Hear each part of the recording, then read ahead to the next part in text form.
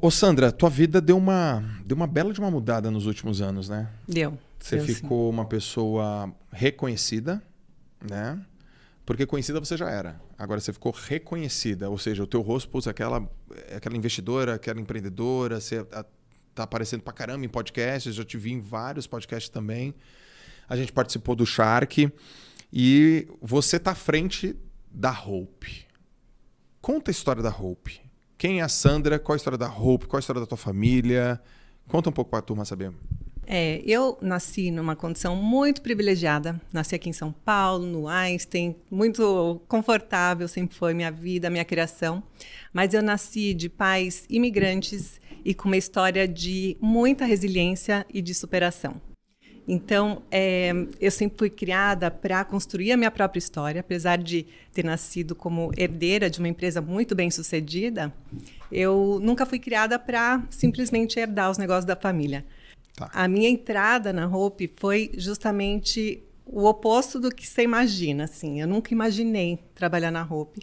Eu sempre gostei muito de tudo que é estética. Eu queria deixar muito mais bonito. Eu queria estudar design, moda. E a Hope era uma empresa muito industrial e muito popular, acessível. Não trabalhava muito a moda íntima. Trabalhava o produto de uma forma muito mais funcional.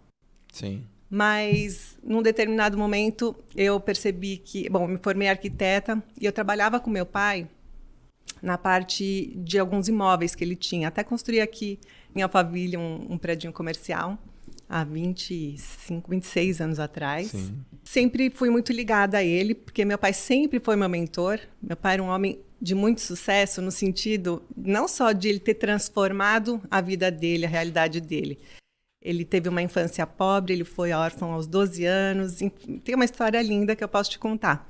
Mas ele transformou também a realidade de muita gente ao redor dele e de gente de milhares de pessoas, pessoas ligadas à empresa e gente que eu nunca conheci.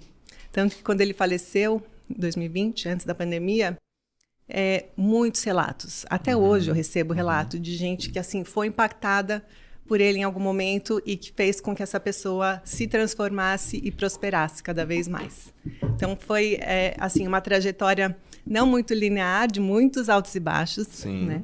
Mas que culminou com que eu entrasse no negócio da família, fizesse a empresa prosperar ainda mais, multiplicar faturamento, resultados, fazer a empresa crescer múltiplas vezes. Quantos anos você tinha quando você entrou?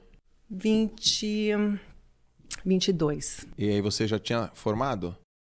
Não, estava na faculdade ainda. Estava no finalzinho da faculdade, já tinha... Eu fiquei 7 anos na faculdade, porque eu comecei estudando design industrial. Aí eu achei que era faculdade de nada, aí prestei vestibular de novo. Sempre gostei muito de estudar, continuo estudando até hoje, estou te contando que eu sou fã de podcasts, mas aí prestei vestibular de novo e fiz os 5 anos de arquitetura. Então foram 7 anos na faculdade e nesse meio tempo já me envolvendo nos negócios da família.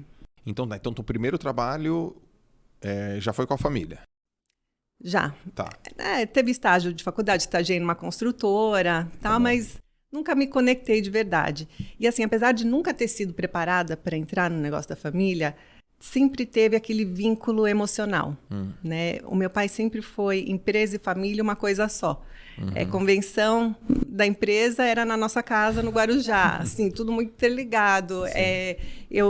Churrasco de final de ano, férias, eu passava na fábrica desde criança, então eu tinha esse vínculo emocional. Sim. Apesar de nunca almejar trabalhar lá, até porque ele incentivava a gente a construir a nossa própria história.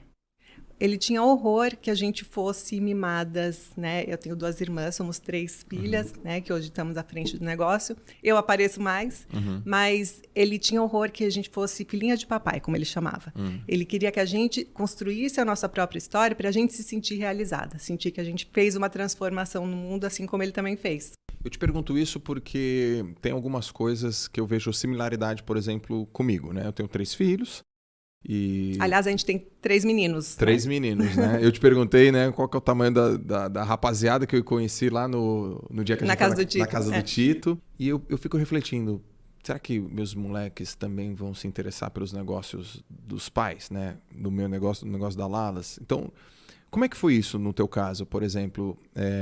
Você se interessou? Foi um pedido? Vem ajudar? Foi um pouquinho dos dois? Nunca foi um pedido. Ele nunca estimulou a gente. Ele queria realmente que a gente construísse a nossa própria história. Ele tinha medo de que a gente se sentisse acomodadas.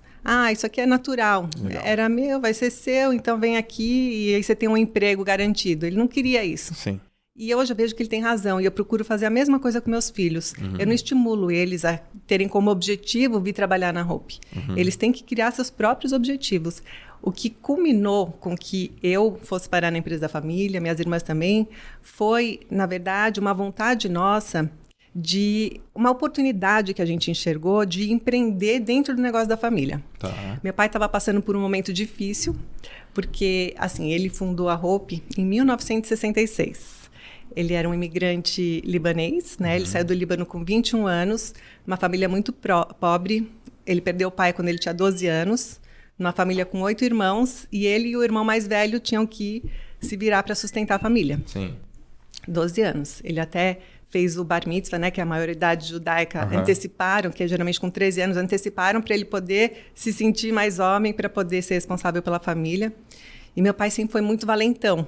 Né? Ele, dos 12 até os 20 anos, mais ou menos, ele fazia muitos bicos. O meu tio, o irmão mais velho, não. Ele era formado em contabilidade, então ele tinha emprego mais formal. Meu pai fazia bicos. Ele saltava das rochas lá no Líbano, no mar, para ir atrás de trocado. Pescava ouriços no fundo do mar para vender. Enfim, fazia tudo que aparecia de bico. Ele era um excelente vendedor. Isso é uma grande vantagem, assim, né, nesse mundo tão competitivo. Mas ele foi se virando até que chegou um momento que estava numa guerra civil muito intensa lá no Líbano, e ele era muito valentão. Ele estava sempre lá nas trincheiras para defender as minorias. Na época, ainda o tema não eram os judeus, apesar dele ser judeu. Os judeus eram uma minoria invisível lá, mas ele estava sempre lá nas trincheiras para defender as minorias. E minha avó e meus tios estavam com medo que ele fosse morto, que ele acabasse morto numa dessas. Então, eles falaram, não, a família decidiu que ele tinha que sair e tentar fazer América, como se falava na época. Aí, com 21 anos, ele saiu do Líbano, passou pela Alemanha, uma Alemanha pós-guerra, uma Alemanha ainda nazista, um judeu árabe, libanês, bem morenão, não falava uma palavra de alemão, falava só árabe e francês na época. Ele teve essa passagem por lá para aprender a operar máquinas. O mundo era um mundo muito industrial naquela época e a Alemanha era o polo industrial do mundo. Então, ele quis ter essa formação, já que ele não tinha muitos estudos, para poder ter algum ofício aí quando surgisse uma oportunidade. E aí ele foi para Nova York, porque tinha uns tios dele que imigraram, fizeram América antes que ele e aceitaram ajudar ele, empregar ele. Eles tinham uma fábrica de capas de chuva e ele chegou lá, todo elegante, de terno, o libanês sempre é muito bem vestido, muito cheiroso. Ele chegou lá, mas era a única roupa que ele tinha. Chegou lá e começou a trabalhar com os tios no mesmo dia. Ficou lá 1 ano e meio, 2 anos, a gente não sabe direito como. Até que os tios mandaram ele para o Brasil, para o Rio de Janeiro, para negociar um imóvel que eles tinham na Tijuca. E meu pai nem sabia onde ficava o Brasil. Ele não tinha muitos estudos. Para ele, a América era Nova York. E aí ele veio parar no Rio de Janeiro, se apaixonou pelo Brasil. Praia, calçadão, mulheres, vida noturna. Ele adorou aquilo tudo e falou assim, não, é aqui que eu quero construir a minha vida. Caraca. E aí não quis mais voltar. E aí ele começou uma trajetória também de mais empreendedorismo. Teve várias empresas, foi morar, ele pegou empréstimo desses tios, comprou um avião de cargas, foi morar em Belém do Pará. E ele viu que uma oportunidade, essa coisa de empreendedor, de enxergar oportunidades, né? Ele viu que não existia estrada que ligava Belém a Brasília. E não tinha como chegar frutas, verduras, nada tinha como chegar a Brasília, só via aérea. Então ele comprou esse avião, um avião caindo aos pedaços, modelo Catalina, ele adorava aviação, adorava mar e adorava aviação. Aí ele comprou esse avião, começou a trabalhar com esse transporte de cargas. Ele falava que ele viu Brasília ser construída lá do alto. Sim. E ficou uns 6 anos, mais ou menos, com esse negócio. Aí ele chegou à conclusão que ele não estava ganhando dinheiro, não perdeu, mas não ganhou. Ele falou, vou tentar outra coisa. Veio para São Paulo, onde já tinham alguns amigos. E aí os amigos falaram para ele, veio aqui para 25 de março, começou a vender coisas e tal. E aí, conversando com os amigos, ele viu que tinha um amigo que estava produzindo meia calça no Brás e falou que os clientes pediam calcinhas e ele não tinha para fornecer. Aí, a sacada da oportunidade, né, de montar uma fábrica de calcinhas. Foi assim que nasceu a Hope.